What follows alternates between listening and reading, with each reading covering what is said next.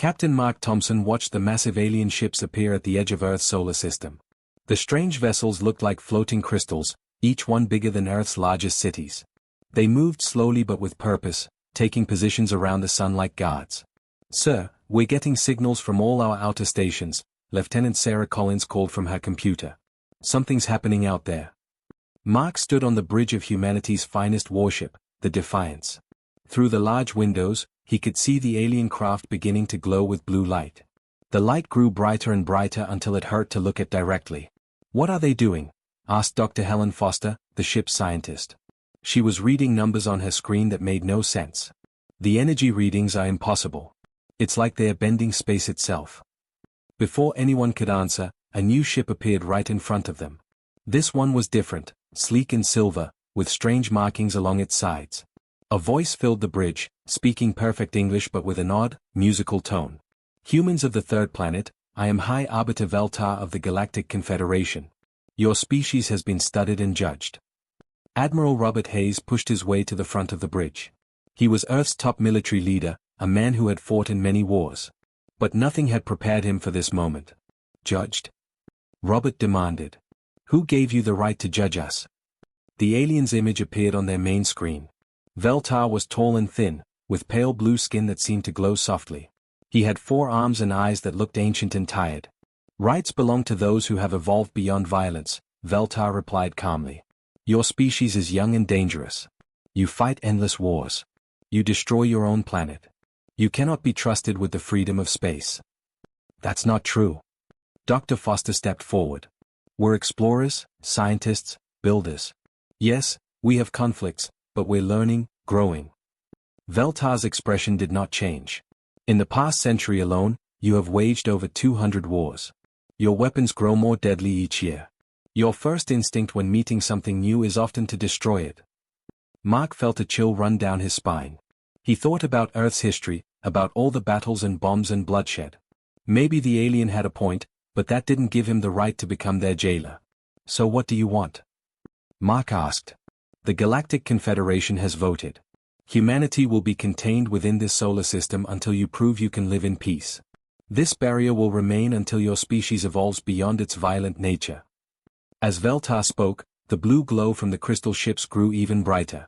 Lines of energy began connecting each ship to the others, forming a web of light around the entire solar system. The energy crackled and hummed with power that made their instruments go crazy.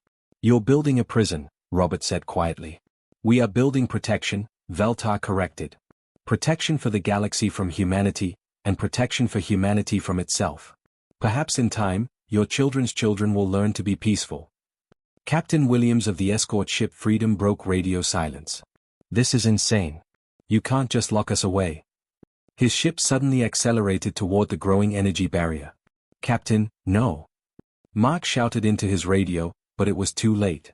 The moment the Freedom touched the blue energy wall, it vanished. Not destroyed, simply gone, as if it had never existed at all. The crew of 200 people disappeared without even time to scream. "The barrier is absolute," Veltar said without emotion. "Any attempt to pass through it will result in complete molecular breakdown. Your atoms will be scattered across space." Dr. Foster stared at her instruments in horror. "The energy signature, it's not just blocking us. It's changing the space around our entire solar system. We're being cut off from the universe itself." 2 more Earth ships tried to ram the barrier in desperate suicide runs. They vanished just as completely as the first. Mark watched good people die and felt helpless rage building in his chest. "How long?" he asked through gritted teeth. "Until you prove you are no longer a threat. Perhaps a few thousand years. Perhaps never." Veltar paused, and for a moment, his ancient eyes seemed almost sad. "I hope your descendants will thank us someday for saving them from themselves." The transmission ended. The alien ships finished their work and then simply faded away, leaving only the blue energy barrier that now surrounded Earth's solar system like the bars of a cage. Mark stared out at the stars that were now forever beyond reach. In a few hours, the news would spread across Earth. 12 billion people would learn they were prisoners in their own home. "Sir," Sarah said quietly, "what do we tell Earth Command?" Mark thought about his daughter back on Earth, about all the children who would grow up never seeing the open stars. The aliens wanted humanity to evolve, to become peaceful and worthy. Maybe they would. But Mark suspected that being trapped like animals would create something the Galactic Confederation never expected. "Tell them the truth," he said finally.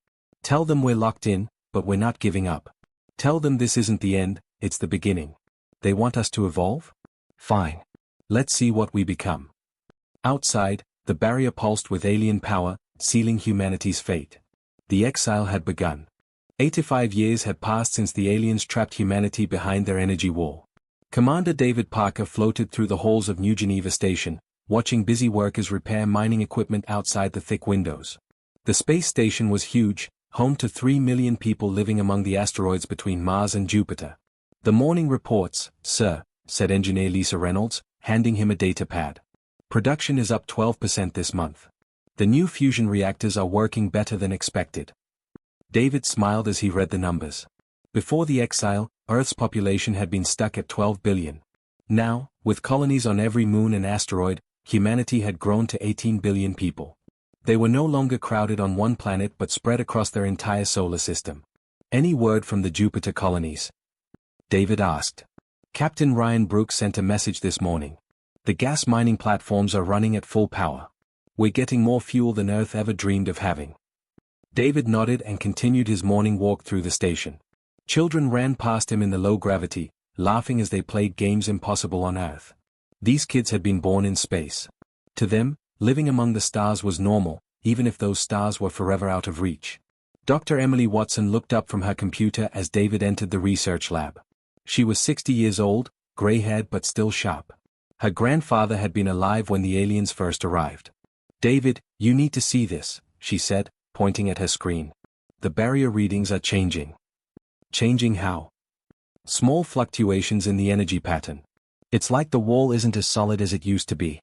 Maybe after all these years, it's getting weaker." David felt a spark of hope. "Weak enough to break through?" "Not yet. But if we could understand how it works." Emily paused and called over a younger scientist. "Tell him about Project Freedom, Marcus." Marcus Watson, Emily's grandson, was only 25 but already one of humanity's best physicists. He had grown up hearing stories about the time before the exile, when humans could travel anywhere they wanted. "We think the barrier works by bending space around our solar system," Marcus explained. "But space isn't perfectly smooth. There might be tiny cracks we could exploit if we had the right technology." "What kind of technology?" David asked. "Ships that can exist in multiple dimensions at once. Phase shift drives that let us slip between realities for just a few seconds. It sounds impossible, but we've made some progress in the lab."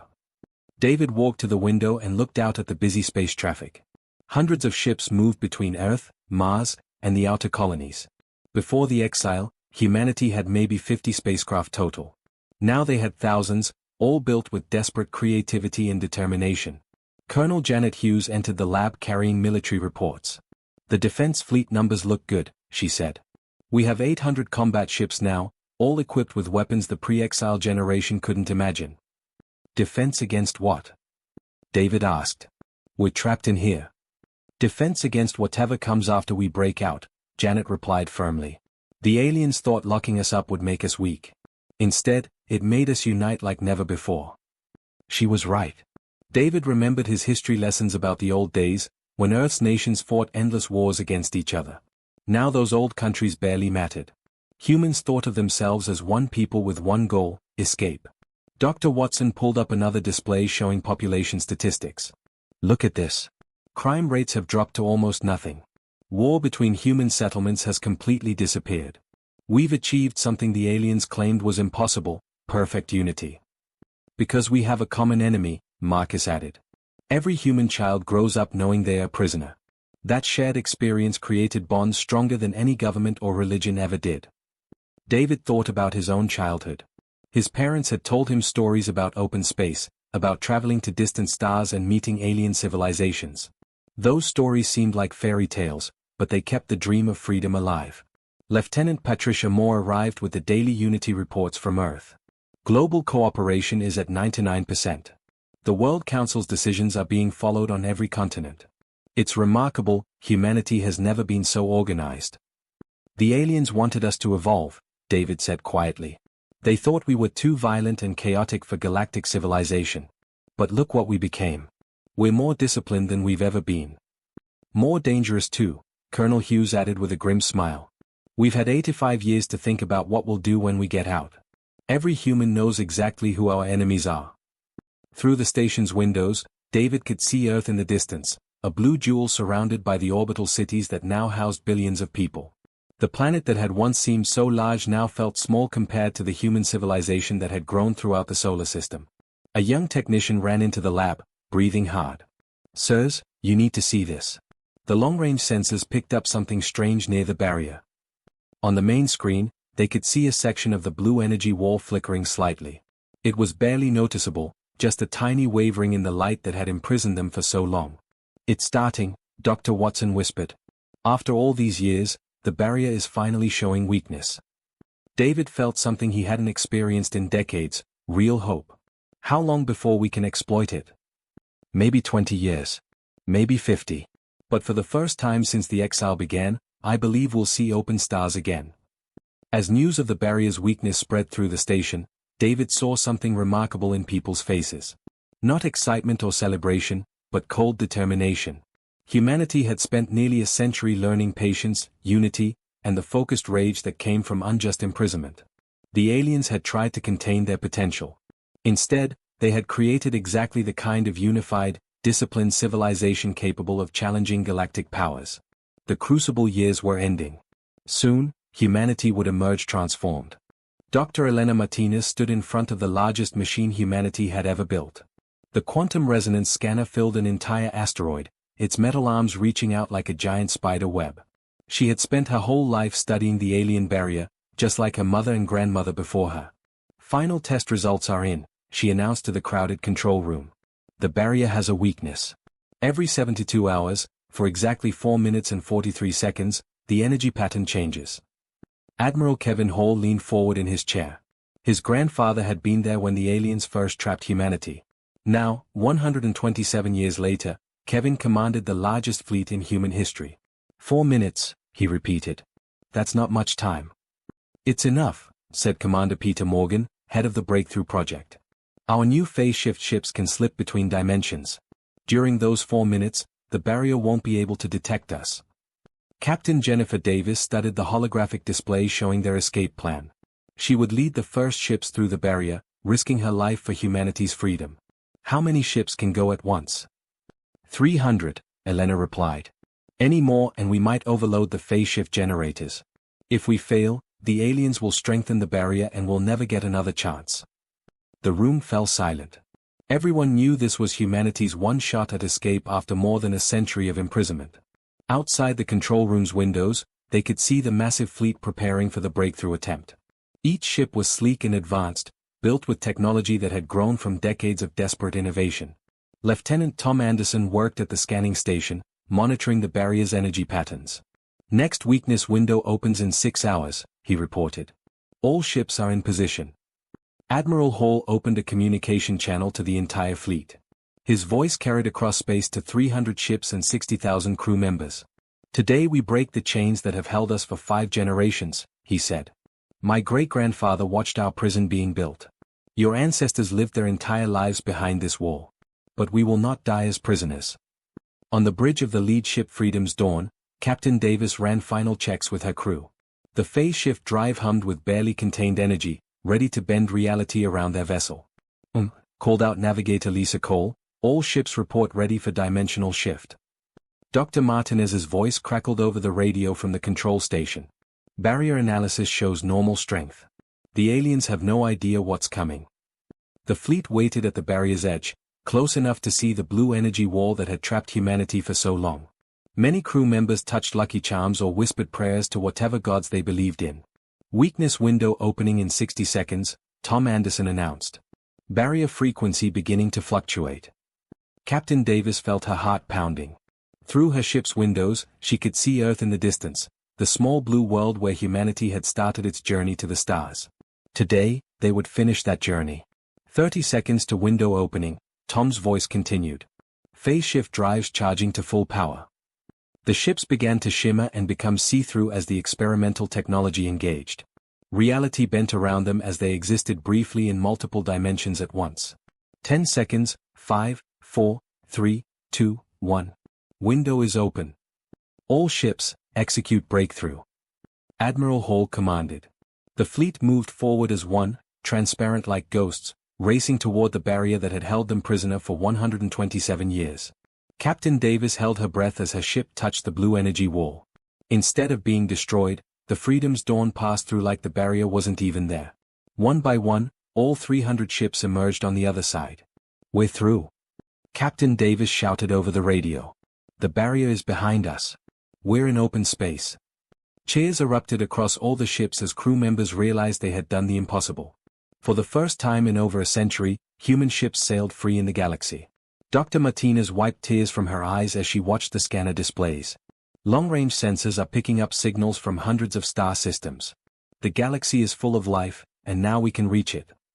On the command ship, Admiral Hall stared at the star charts that were updating in real time. Solar systems, trade routes, alien colonies, all the things humanity had been denied were now spread out before them. Send a message back to Earth, he ordered. Tell them the exile is over. Tell them to prepare the main fleet for expansion. Navigator Cole looked up from her instruments with wonder in her voice. Sir, there are inhabited worlds everywhere. Thousands of them. The aliens kept us from an entire galaxy of civilizations. The breakthrough ships spread out, their sensors drinking in data about the wider universe. They found trade routes, mining operations, and alien settlements scattered across dozens of nearby star systems. Reported Communications Officer Mark Johnson, we're receiving signals from several alien species. They seem surprised to see us. Captain Davis smiled grimly. I bet they are. The galaxy probably forgot all about the humans locked away in Sol System. Dr. Martinez's voice came over the radio one final time. Fleet analysis complete. The alien civilizations out here are fragmented, disorganized. They've grown soft during our imprisonment. Perfect, Admiral Hall replied. Humanity spent 127 years learning to work together, to innovate under pressure, to never give up. Let's see how the galaxy handles what we've become. As the breakthrough fleet began its journey to the nearest star system, Captain Davis looked back one last time at the barrier that had held her people prisoner. The blue wall still glowed in the distance, but it no longer mattered. Humanity was free. And the galaxy was about to discover that their long exile had created exactly the kind of civilization capable of reshaping the stars themselves. The great breakthrough was complete.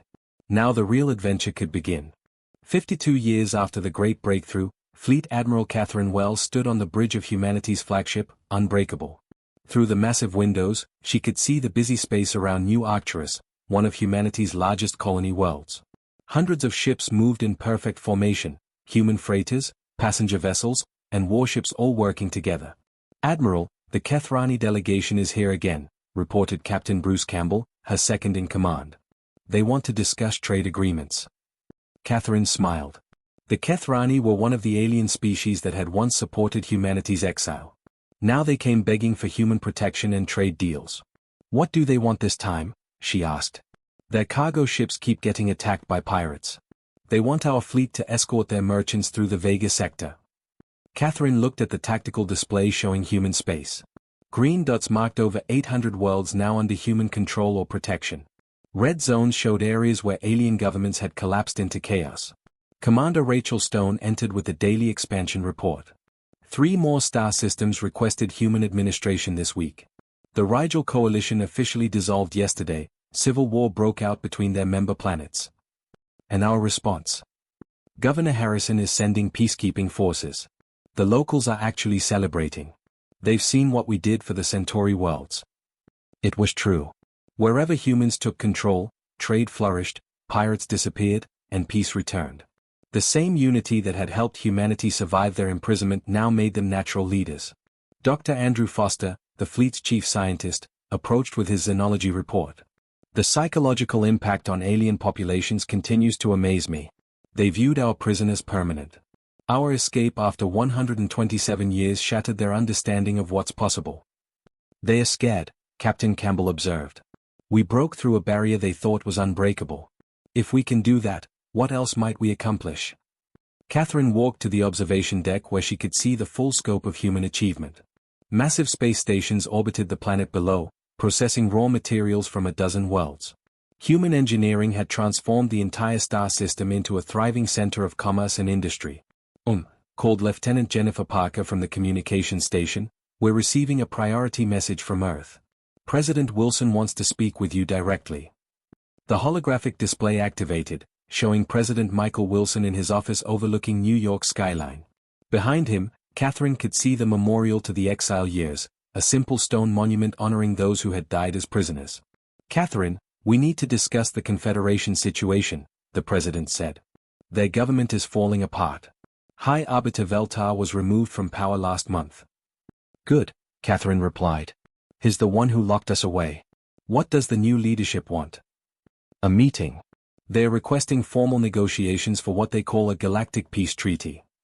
They want to discuss humanity's rapid expansion." Catherine almost laughed. "They're worried we're expanding too fast. The same aliens who trapped us for over a century are now concerned about our growth rate." "The irony isn't lost on me," President Wilson agreed. "But we should consider their request. We don't want to become the very thing we fought against."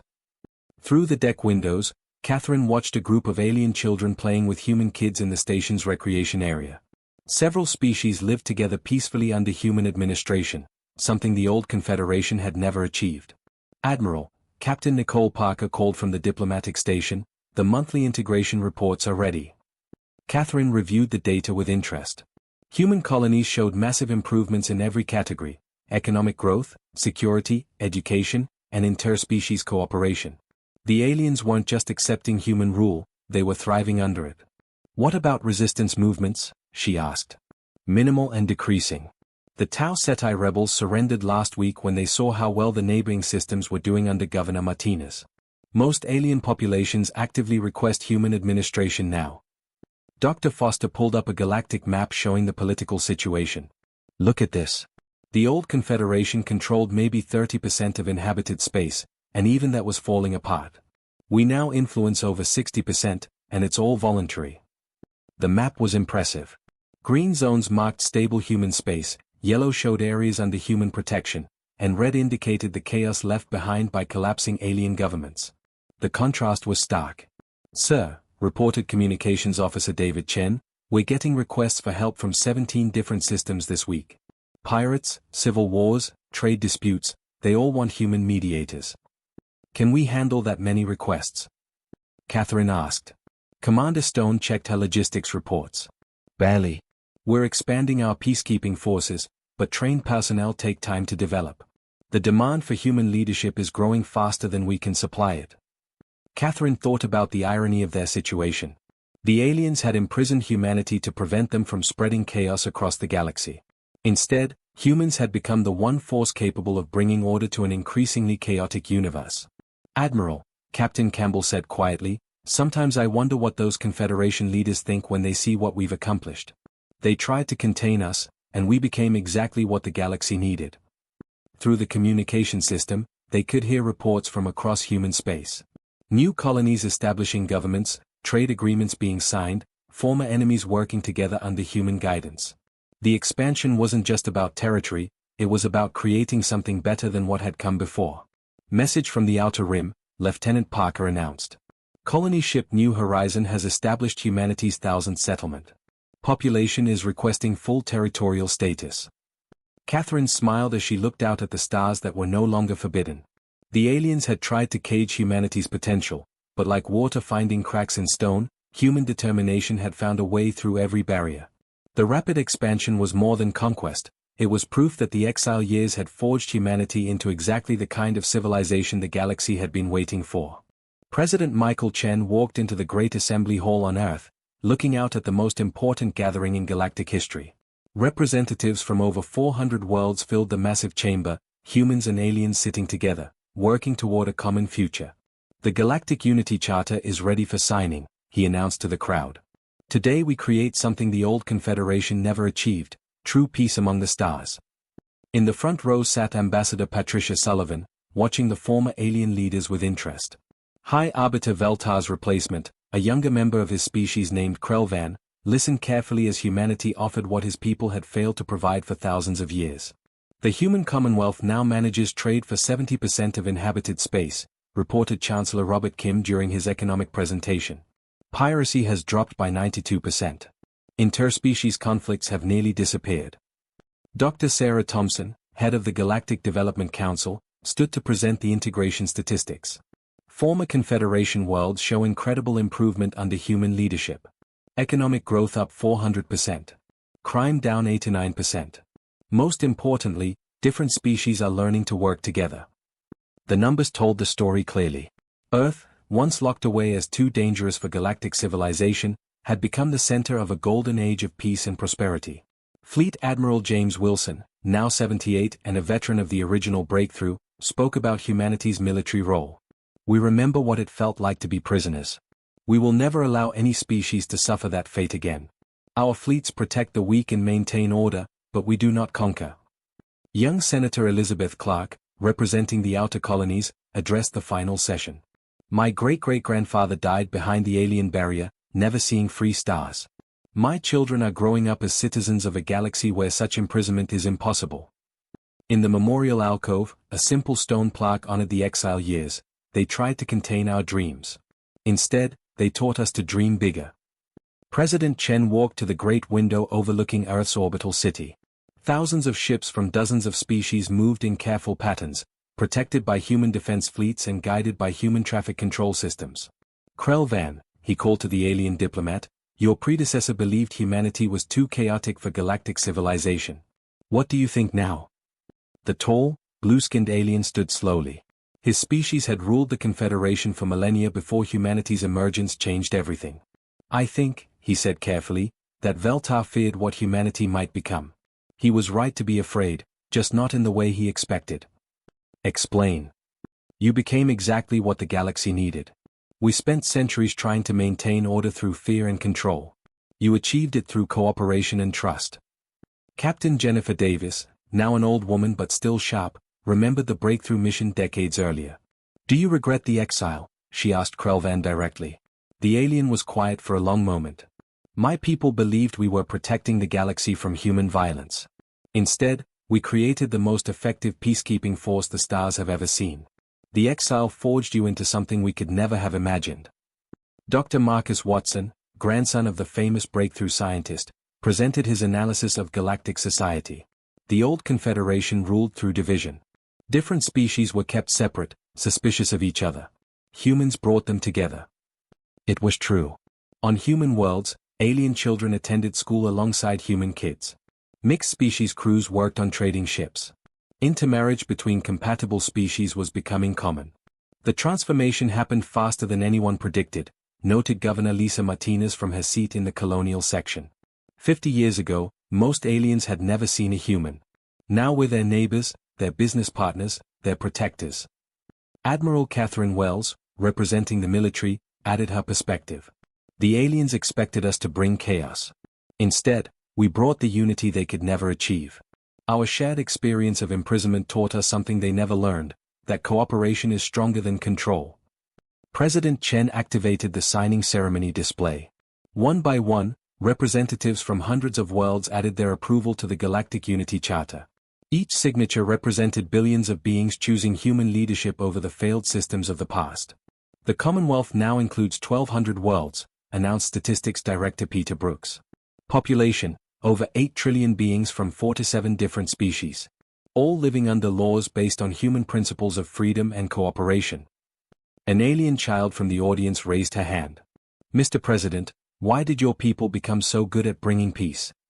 Chen smiled at the young Kethrani girl. Because we learned what it means to be prisoners. We know how precious freedom is, so we protect it for everyone. The ceremony concluded with the lighting of the Unity Flame, a symbolic fire that would burn in Earth's orbital city as a reminder of galactic cooperation. As the flame ignited, representatives from across the galaxy stood and applauded. Through the great windows, they could see the bustling traffic of 1,000 different worlds.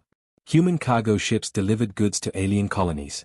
Alien passenger vessels brought tourists to human worlds. Mixed crews worked together on exploration missions to distant stars. The exile is truly over, President Chen said quietly to his staff. We are no longer the imprisoned. We have become the guardians of freedom itself. Ambassador Sullivan looked out at the peaceful scene. The aliens wanted us to evolve beyond our violent nature. They got their wish, we evolved into something better than they ever imagined. As the day ended and representatives returned to their homeworlds, Earth's memorial flame burned brightly above the planet. It was a beacon of hope for species across the galaxy, proof that even the darkest imprisonment could forge the brightest future. The galaxy had found its new guardians. The age of human leadership had begun,